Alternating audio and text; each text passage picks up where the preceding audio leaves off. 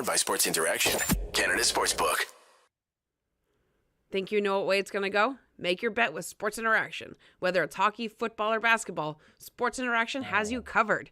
Bet pregame, live and play, or on one of our many prop bets. Sports Interaction makes it easy to deposit, play, and cash out. Join now and see all that sports betting has to offer. Want to bet? Head to sportsinteraction.com/SDPN. That's sportsinteraction.com/SDPN. 19 plus, please play responsibly.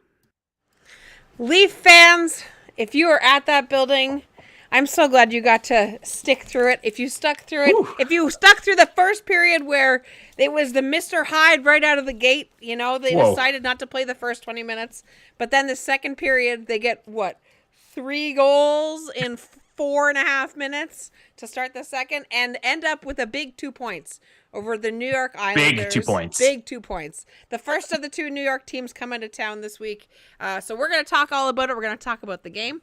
We're going to maybe talk about some things coming up at the end of this week on Friday. We're going to talk all about the Leafs beating the New York Islanders. Everyone's favorite American team that is in blue, orange, and white. 5-2 in the Battle of Samsonov versus Sorokin. The Battle of the Ilias. Yes, of course. Yes, the Battle of the Ilias. We have to name this that. We should name it. The Iliad. The Iliad, yes. The Iliad on this wonderful, wonderful Tuesday night. If you are here, if you are with us, welcome to Game Over Toronto. I am Lauren. This is my very good friend Fouad. I am rocking my brand new Borja Salming shirt. Big shout out to Flow Buds. And I'm rocking a Van Gogh painting sweater. I love it. You know, sometimes you just gotta switch it up. It's a Monday. It hasn't been sunny in like it is Monday, 8 not weeks. Tuesday. Oh my gosh. It hasn't been sunny in like 8 weeks. So I gotta bring out the drip. You know, I gotta bring out the drip. You gotta bring the spring. You gotta bring the spring to you. I feel like every stream I should be one of the players like Austin Matthews when he comes in. I should wear a big fedora hat. Just walk in like. I would not fit with the headphones though, so I learned that the hard way. But yeah, about the first period. So what I had said about the first period was, if you were sitting down with a friend and they're like, let's watch hockey. They had never seen the game of hockey before, and you're like, hey, let's watch it together. I don't think you would have converted that person into a fan. I think they would have said, hey, I think darts is on. Let's watch darts. But World Darts. Yeah, it was a tale of 2 periods, and then I guess the second and third kind of melted together because they played really well in both of those. But I forget who tweeted it, but I think Tic Tac Toe was like, "What did Sheldon Keefe say in the locker room?" Like I imagine him like in old school Will Ferrell's like, "We gotta keep up the pressure," and he smashes the chair against the locker. That's what I feel like he said in the locker room. You know what he said? He walked in and went, "Mitch, you're playing with Austin. Willie, playing with Johnny." And oh man, did they make some magic? Switched it up on the fly. I think maybe he just looked and you know how Keefe on the bench, like it's rare that he really yells. He usually has the angry smile, which is even scarier. He's always just like you referees. He yells a lot. You don't think he yells a lot? I think he yells a lot. He does, but he always looks like he's smiling. So it's almost like he's laughing at the amount of anger that he has inside of him. It's an interesting gambit of emotions watching Sheldon Keefe on the bench, but I think it's just disbelief most of the time that calls aren't getting made. But the Leafs got way more calls than the Islanders did tonight, which I guess is a good thing because they played it on the broadcast. The Islanders power play. Did you see this? Did you see this? I saw in the beginning. Yeah, I was gonna take a picture of it because I wanted to I was watching the TV. I have it written in my endless pile of notes. You can see how big the writing got. See, you can tell who's the Islanders since December 1st have the worst power play in the league. Oh, I believe you. They are dead last with a dreary, and this must have gone down after tonight's game, 9.1. 9%. The interest rate 1 in 11. Swaggin. The interest rate on a brand new car, that is their power play. Unbelievable. Wow. That's horrifying. They don't have bad players. They got some decent forwards on their team. I mean, they got Barzal, Anders Lee. I mean, they play early, mid '90s dead puck era hockey. I thought it almost worked against the Leafs. Like the Leafs weren't there, I was like, oh my Well, God, they are being suffocated. Let's talk about that, because in the first, it seemed like the Leafs, 10 minutes in had one shot on goal. And it was like, it's the Islanders that we were used to seeing really playing well defensively, but they were making good on all of the opportunities that the Leafs were coughing up, right? Yeah. They were, every single time the Leafs made a bad pass, the Islanders were there. And the Leafs, conversely, couldn't do that. They weren't getting in the shooting lanes. They weren't getting in the passing lanes. In the first period, it was like, oh my gosh, because there were some fans that traveled very far. Fouad, I don't know if you follow this on Twitter. If you're not on Twitter, Curtis from Alberta is at the game. Yes, I was going to shout out to Curtis from Alberta. And Holly from the UK, the other side of the Atlantic pond, was also there. So by the end of the first, I was like, these poor fans have traveled like a combined 10,000 kilometers almost to come see them, and this is how they're playing in the first. And I mean, like you said, what did Keefe say when they walked in the room? I mean, it was clearly not Himes, Mitch, and Austin. You're getting what did he say? You're dominated. You're getting dominated. Ah, yes. Well, now that you mentioned Curtis, maybe Sheldon Keefe brought Curtis down to the locker room, because he's a must follow for any Leaf fan. I'll tell you, he is the most positive Leaf fan I've ever seen in my life. He's always just a beacon of joy all the time. We're actually, if they win the cup, he's actually going to be on Game Over Toronto next month. So absolutely, I'm looking very forward excited. to it. I'm actually supposed to party time. I'm actually supposed to meet him this week. We're supposed to go for dinner because we've talked over Twitter and everything, and it's going to be a good time. And I'm glad that this game went the way that it did. I'm glad that they won, and I'm glad. Gosh, I'm so glad every time the Leafs beat the Islanders, because next to the Bruins, the Islanders are the American team I dislike the most.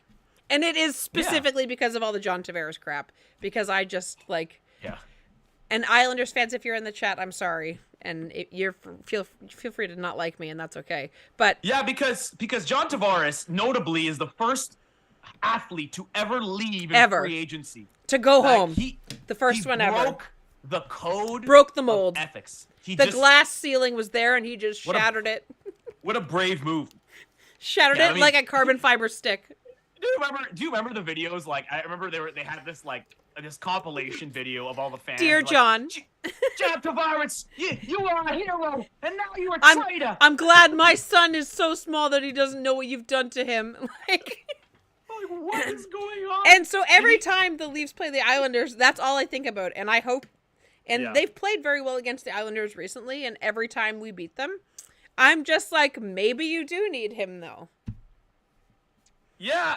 I mean, it was a tough look for us. The season after that he left, they went to the conference finals. So that was a hard pill to swallow. I looked at it. I'm just like, but they haven't really been back since, right? Like they've been back 2 appearances, and then now they're kind of floundering. Yeah, they're like, oh, we can't score 2 goals and win every game. Oh man, I mean, that's the offense is just. It's like a raisin just dried right up, like a sad dried little raisin in a granola bar. Not even like boxer raisins, like granola bar raisin, dry, just sad offense. That's a tough one. Sad offense. So do you know who does? I mean, the offense woke up with the Leafs because Willie Nylander, Big Willie Styles, Big Willie, 4-point night, right? I mean, he absolutely was. $3.99 career points. Hey, that's a lot. So, yeah, I mean, he's taken his game to a whole other level. I've never thought I'd see this kind of dominance from William Nylander. So, the first goal, he collects a perfect pass and puts it home. But the second goal, I had to watch it back a few times because I was mesmerized. It just completely handcuffed Ilya Sorokin, and Ilya Sorokin is an all-star goalie. He's going to the All-Star game. Right. So, and the Leafs made him look not like that tonight. No. But Willie specifically, I mean, it seems like, and I actually tweeted this out, it seems like all you really need to get a goal past Ilya Sorokin is you need a breakaway from a fantastic saucer pass. That's what you need. Yeah. And if you're already in the zone, you're going to score. Clearly, it's not just a one-on-one versus the goalie because Michael Bunting didn't score, right? So statistically, that would be wrong. But the breakaways from a just ridiculous overhead pass is just, oh. The stretch passes. I can recall a time where Leaf fans were every game were yelling, "Stop with the stretch passes," because it was always getting the Leafs burned. They were always getting turnovers, and the stretch pass would just end up cycling back in, and we'd be giving up an opposing team goal. But two stretch passes. I think Ilya Samsonov and Justin Hall were watching yesterday. They probably watched the Cincinnati Bengals absolutely destroy the Buffalo Bills. Just Hail Mary passes. They channeled their inner Joe Burrow. Thanks, Joe Burrow, for ruining my team. And that really hurt me. But the Ilya Samsonov pass was amazing. It was just like, is that his first assist? Probably not. Yeah, but I think so. The last time the Leafs actually got an assist last year from Jack Campbell. I actually looked it up because I thought that it was way longer before that, but it wasn't. It was actually only last year. But I mean, again, Ilya Samsonov just showing again why he's fighting for the number one spot. And he's now 13-0-1 at home. Like just a mad dog at home. You have to play him against the Rangers on Wednesday, right? Like you have to. Yeah. They were saying it on the broadcast. They were saying, they're like people, that's what they're, it's obviously the topic du jour where they're like, is there a goaltending controversy? And I wouldn't say I think controversy is a strong word, but there definitely is a goalie competition. It's a tandem. That's the point. Tandem. It's the NHL equivalent of first world problems. Okay, it's a good problem to have because eventually, and I don't want to say this, but eventually, Ilya Samsonov is going to get shelled. Okay, he might give up 6 goals in the game. I don't want it to happen, but it's probably going to happen going by history. So, you definitely have, if he falters for a 3-game stretch, then you just go back to Matt Murray and you kind of just ride the wave. So I actually kind of like what they're doing. It doesn't look like they have a preference for either one. Like I kind of thought maybe they like Matt Murray a bit more because he's paid more. He's under contract for next year. He has more of a pedigree. But it looks like they're letting it organically play out, which I think is the right move, right? I think you're totally right. And I think that if you try and force it one way or another, it just ends up shooting you in the foot and it ends up not working. And you end up with a goalie situation that is unmanageable because you're mishandling assets, right? I mean, Mike Babcock would have done that. Right? If think about the goalie tandems that we had last year and this year, and think about how differently the seasons could have gone if Mike Babcock was literally, if he was managing nothing else but the goalies and he was starting that night. Like, do you think that they have the same win rate last year? Probably not. And definitely not this year. Like you said, Keefe is letting this grow organically, which I think right now, as you move further into the second half of the season, I think that if you do it another way, then, you're sort of setting yourself up for whatever results happen without giving yourself the best opportunity to win or give yourself the best chance to win, right? And I think that, especially knowing that Sammy is 13-0-1 at home, how do mind-blowing. That's mind-blowing. That's just ridiculous. And how do you not give him the opportunity to continue that? Because he's clearly earned it, even though the second goal tonight by Anders Lee wasn't fantastic, but the Leafs win anyway, right? They outscore their problems, and as long as they can keep doing that, we're going to be great because that's what we were dealing with last year. But I think this year's goaltending has been way more consistent than last year's, don't you think? Oh, it's night and day, right? So, and the good thing about having a tandem is you have a safety net, right? So, Jack Campbell for the beginning of last season was Vezina Jack Campbell. We were like, wow. And everybody was, that's when the soup started, and everybody was going crazy. We're like, everybody was eating the soup. Everybody was eating the soup. Finally found one, and then November happened, and then it wasn't so good. Yeah. Right. So it was not so good, but the problem with last season was it was Jack Campbell or bust. Okay, it was Jack Campbell or Eric Shelgren or. Oh, Peter Mrazek. I forgot about that, which was just. But he was a non-option last year, and non-option. Right? And at this point, you bring up the goalie situation. At this point, if both of them go on a stint where they're not playing well, at that point, do you maybe give Justin Woll a call and go, "Hey, so you're 13-0.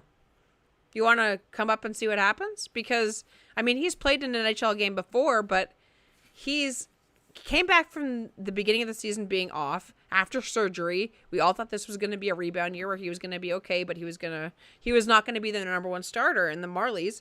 And he's turned around and been like, nope, this is mine. Thanks very much. And for all intents and purposes, has taken the third goalie position away from Eric Källgren. Although that's unproven, right? Eric Källgren has played more NHL games this season. And I think just in career, he's played more. But, I mean, do you let him marinate down there a bit more? It's clearly not hurting. So. I would say so. I mean, he's a break. Let me try that again. He's a break glass in case of emergency for sure. Yeah. Because, I mean, if both of them falter, you can't really put them on waivers or something like that. So you're not going to dress three. You're not going to have three goalies up. Generally, teams don't do that. So I like what they're doing now with the goaltending. I think it's a strong suit. I think keep riding the Samsonov wave, and just in case, and just to point out, just in case as the game was ending. Just in case we weren't butchering his name enough, Chris Cuthbert called him Sergei Samsonov, noted Edmonton Oilers and Boston Bruins legend Sergei Samsonov. Poor guy, just get his name butchered. That's okay. They're like Gord Miller has called Bobby McCann at least 4 times. At least, slip, yes, absolutely a Freudian slip. It's 100%.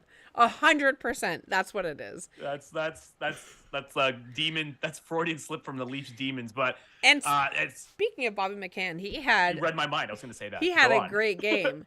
The last shift that he had at the end of the second, he was in every single person's. He was a bee in every single Islanders bonnet, and was just like, okay, we're scoring now, so I'm gonna screw all of you. And he didn't score tonight, unfortunately. He hasn't scored since that goal that was called back.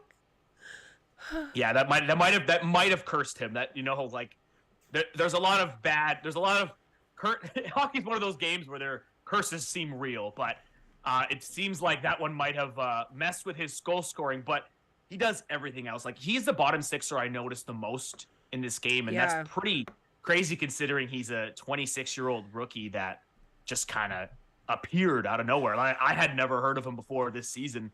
And I love these stories because it's so uncommon to see, a guy who is getting his first taste at 26. Normally, that's kind of geriatric in NHL rookie terms. But the Leafs have had a good record with these late bloomer pickups. Zach Hyman, Michael Bunting, and maybe Bobby McMahon could be the next of these value pickups, but. Even Jack Campbell, right? Even Jack Campbell was originally supposed to be this recovery project. And again, it has turned over in the Leafs' favor, and now that hasn't worked every single time. But, actually Game Day Hockey in the chat brings up a good point. Players seem to love playing for Sammy. And it's true, they do seem to love it. And actually, Tic Tac Tomar brought up, a good friend of the show, Tic Tac Tomar, brought up a good fact that we need to come up with a Samsonov chant. And I came up with one, but I don't know how good it is. I mean, Sammy. Yeah, but Sammy. Or you could do that, but Sammy smile. Sammy smile. I learned this from working in game ops. When you want to start chants, you got to keep it simple. Yeah. It's hard to make things a thing. Yeah. With especially Leaf fans. You need something that's almost 1 or 2 syllables, right? I mean, I guess Sammy, but it's got to be 2 syllables, or it has to have an ooh, which we don't have. I mean, those are the best chants when they're like ooh. When somebody has an ooh in their name, those are the best. That's just the easy one. Soup was a good one. Soup was a good one. Speaking of the home ice, you put up a good point. Samsonov is invincible at the Scotiabank Arena. So is Austin Matthews. He has a 16-game point home streak. 16-game point streak at home. Jeez, there you go. There we go. And Mitch Marner's up to what now? 21 or something? Is that the case? Yeah. Wow. It's a lot. It's a lot. They're both on heaters at home. And Matthews with he loves that celly. He does that celly a lot. Yeah. Woo! Yeah. What even is that? It's like an Elvis. I don't know. It's fun. It's the good. Surfing. Yeah, I guess so. That's a good. I mean, it's good. It's a good trademark of his. But it's kind of weird to think of the Scotiabank Arena as a actual fortress for the Leafs. I don't know. I always felt like, we had a kind of a it was always like teams weren't afraid to come into Scotiabank Arena to play against the Leafs. But you look at their home record with Samsonov, they might start to be afraid, and you can tell be. that there's energy in the building. I haven't been to a Leaf game this season, but I can hear it through the TV. There's a lot more chants going on. Yep. And whoever's going there, keep that place a fortress, okay? Keep it bumping because we need it. I was there last week, and it was like, I mean, they start slow behind the Panthers, right? But they come roaring back, and when they tie it, like, oh my gosh, my ears did the woo sound because it got the reverberation in your own cranium, right? You get the full cranium reverb, and it's definitely like, I mean, I've only been to a couple Leafs games, so I can't really speak, but yeah, like the game that I went to, there seems to be a lot of energy, and maybe part of that is the fact that, these games where the Leafs are going down by a couple to start, or they get the lead and then they lose it, or they are fall behind, tie the game, and then they fall behind again. We seem to be winning way more of those recently than we have in years past, right? A couple years ago, if they went down 3-0 or, 3-2, 3-1 in the first period, it's one of those games where you close the laptop and you're just like, it's one of those games today, kids. And I don't really feel like wasting my night on that. Now, the way that they're playing, the way that they played, especially this season, you can't do that now because they have proven this season that they can come back. That even though they might be down in the third, they might come back and still win it because they've done it, several times in the last month. And while I don't love as a Leaf fan that they're having to chase from behind, seeing them do the thing where they're like, well, we're just going to start playing now and suddenly score all these goals is great. And that's something that we've seen in other teams and we've been missing. Yeah, they got to work on that. I mean, you mean the whole start on time, the Mike Babcock-ism, it does come into play. You got to start on time. We got to start on time. Yeah, but it reminded me of the Detroit game. I remember where it was again another terrible first period. This was the last game they played at home, Detroit. And I was saying to Armand, I'm like, the Leafs literally just went to Kelly's Landing and smashed a couple beers before they came to the game. Like that's what they did. It's like when you were in university, when you were in college, university, and you're like, I don't want. We'll go halfway through the class, and but you got to work on. They have to work on that. I don't want to get into too much of a. I don't want to put the negative pants on today. But it looks like they have because they are winning those games now, right? Yeah, of course. You want to put it together a full 60, and that was a really full 40 for sure. But, full 40, yes. Like they have decided to play many times recently. They have played a full 40-minute hockey game, kids. Don't worry about the first 20. They don't really count. It's like, whose line is it anyway? Welcome to the game where points don't count. The points don't matter because we're playing at Tampa Bay anyway. Yeah. Oh, my God. Pain. We laugh to keep them crying. Oh, man. Yeah, exactly. I'm so happy they won this game because, I was watching the stream on Saturday after that Montreal game. Ooh, they lost to the Laval Rockets. I was so glad that I didn't have to do that game over. Yeah, I would have been full on like Stephen A. Smith. I would have been shout out to our brothers Harnish and Armand for taking that one for us. The Leafs almost broke Harnish there. We almost got Banana Suit 2.0, guys. We almost got the banana suit. He sucked in the helium and he yelled in a helium voice. If you haven't seen it, please tune into it. It's extremely funny. It is very funny. It was very funny. No need for that today. No need for that. Absolutely. So, one little rule thing that kind of doesn't sit right with me, and we've seen it a couple times, is this penalty shot being hauled down. It's not a big deal. The NHL has a lot of other rules and things to change before they get to this one. But if they wanted to, introduce something a little, just something little to create some excitement, why not, when a player gets hauled down, let the team choose a power play or the penalty shot? Because essentially because no one would ever choose the penalty shot. I guess. But what happens is, Now, Michael Bunting, this doesn't apply to Michael Bunting because he is a pretty skilled player, but let's just say it was Justin Hall on a breakaway for some reason. The strategic move for the defense would be to haul him down. Like the coach would yell, trip him. So you're kind of incentivizing a penalty in a sense. I don't know. I'm just saying there's a lot of other suggestions the NHL could make. The playoff format being one. But yeah, that's so low on my list. Like I understand because the penalty shot is like there's lots of other times you can take a penalty and it's just a penalty. The point of the penalty shot is that they had a clear lane to the net. And it's not every single person that gets that opportunity that is taken down in front of the net is Connor McDavid and can produce on a penalty shot, right? Yeah. No one would ever choose a penalty shot unless you're the Edmonton Oilers. Ever. Again. Ever. And or if you're playing against the Oilers. Right. Although Jack Campbell has had a resurgence, right? Good for him. Because in situations like that, like if Bobby McMahon gets pulled down, I almost called him McCann. You're not going to stop. I have to say Vince McMahon in my brain. If Bobby McMahon gets hauled down, it's a different situation than when Connor McDavid gets hauled down, right? And in 99 times out of 10, teams would choose the power play. So they're never going to do that because... Is there more of these year? I mean, Jason Loomis says the penalty shot thing is only coming up this year because there seems to be a lot more penalty shots this year. Is that a thing? I'd like to get a stat. We've had like 2 in the last month.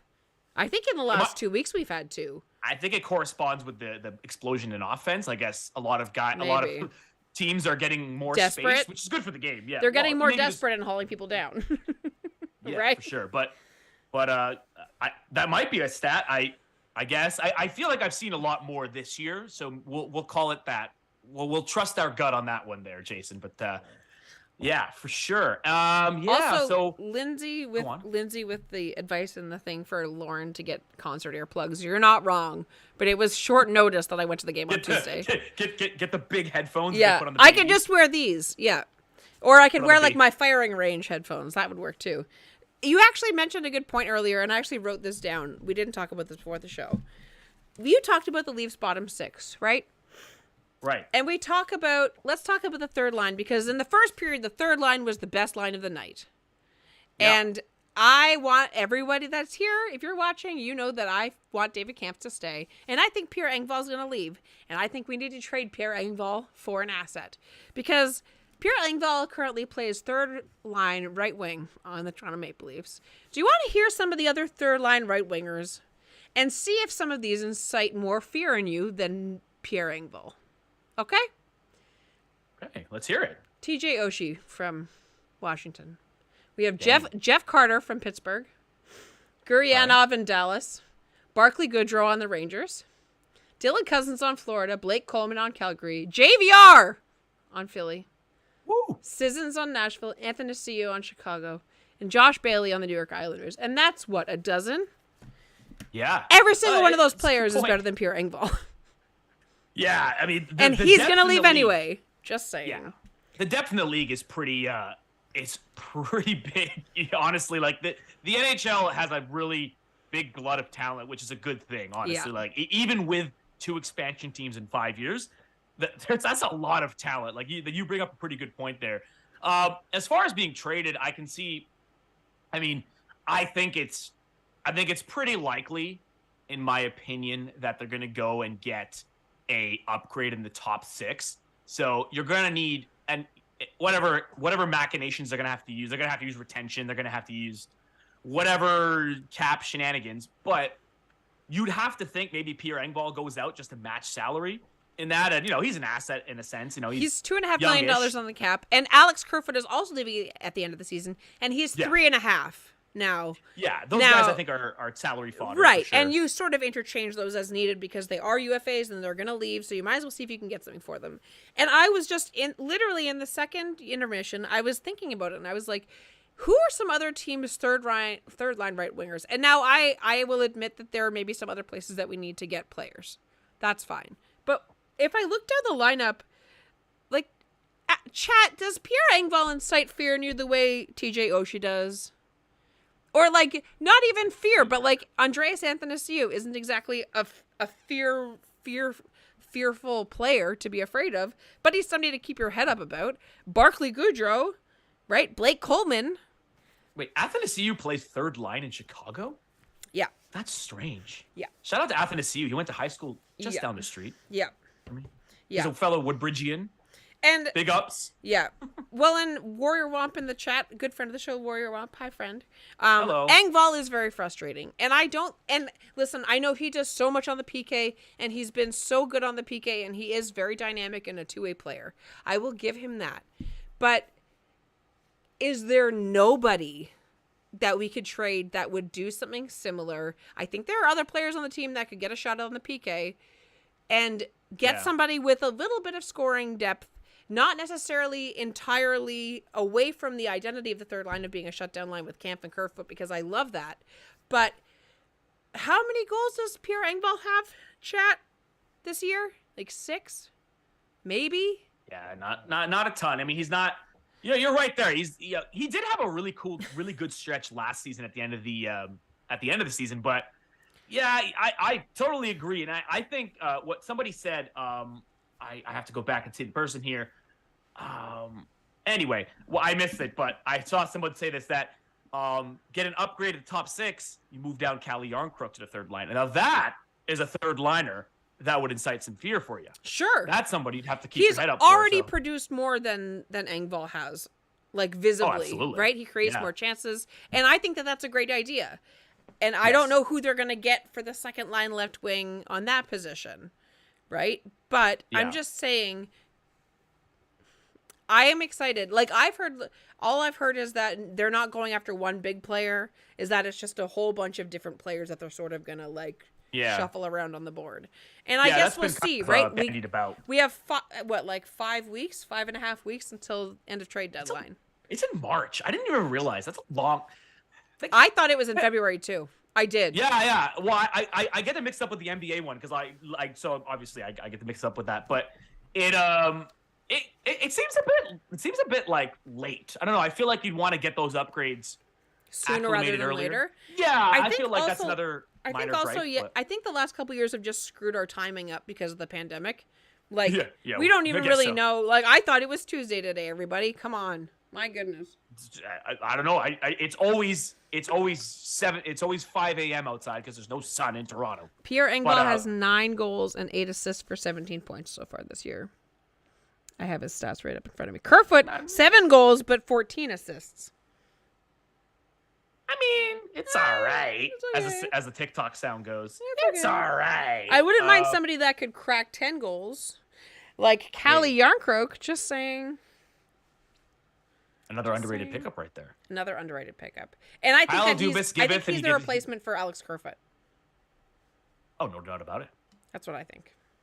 Yeah, honestly, though, I think the acquisitions, though, I'd like them to take a swing on a top 6 forward, like a bigger swing, only because you only get so many bites at the apple. Like, you can't really guarantee that next season you're going to be in that position that you are right now. I know, obviously, we're stuck with Tampa in the first round.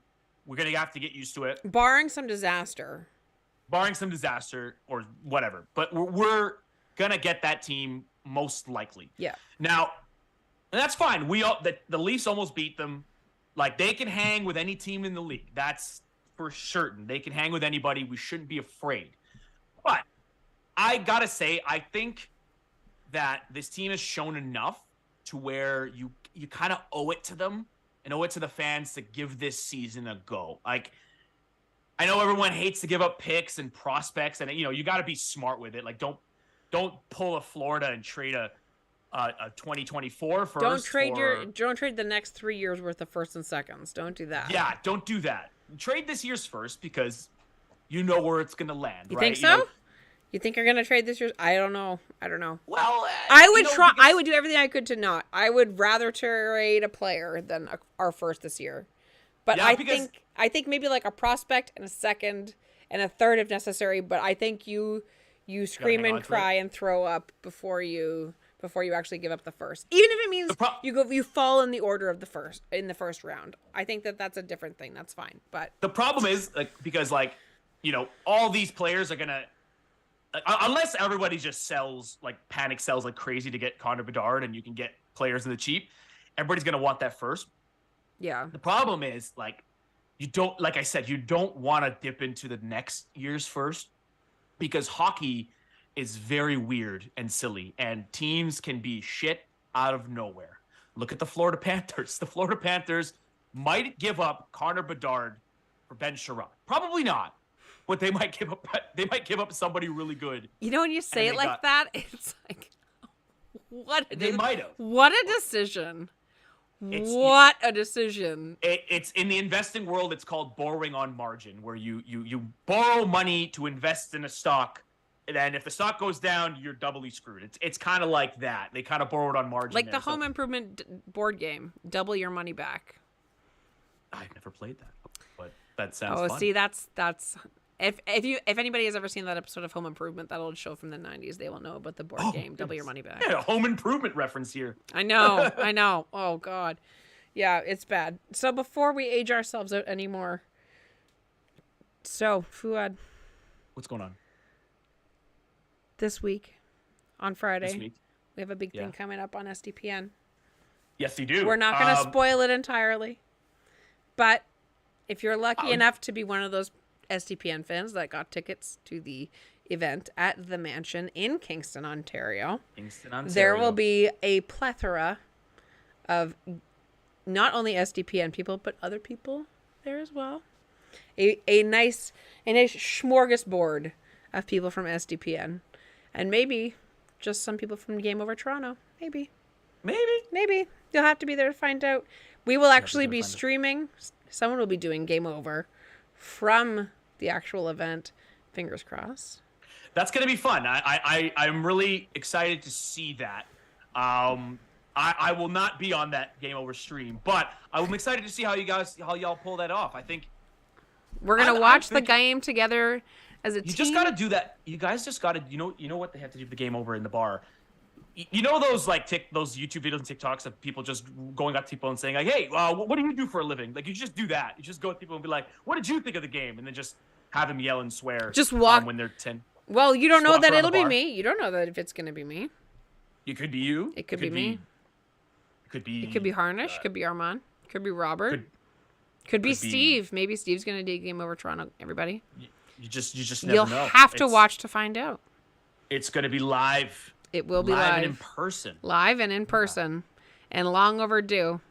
And it will be after the Leafs take on the Senators this Friday. But before that, Fouad, are you back with me on Wednesday to cover the Rangers game? I don't believe that I am. Okay. Well, I will be back on Wednesday, everybody, for the Game Over Toronto after the Leafs dominate the New York Rangers. Jesse Blake's New York Rangers, of course. Destroy them. We're going to wreck them. Another Ilya. Yes, absolutely. Another Ilya. And a different Mika, because Mika is my wife and also Mika's a Banachad. So there we go. We will be there. I will be here Wednesday after the game. Thank you, everybody, for watching and tuning in to Game Over Toronto. Before we sign off, my name is Lauren Williamson. You can find me on Twitter at LaurenIn6. My name is Fouad Suleiman. You can find me on Twitter at Fouad_sports. Thank you very much for joining, everyone. You could have been anywhere else in the world. And you were right here with us. We appreciate that. Have a good... to the Izzo, B to the Izzy. And before we start singing anymore, we're going to sign off before we get That's doxxed. the anthem. Get your damn hands up. Have a good night, everybody. Game over! Powered by Sports Interaction, Canada Sportsbook.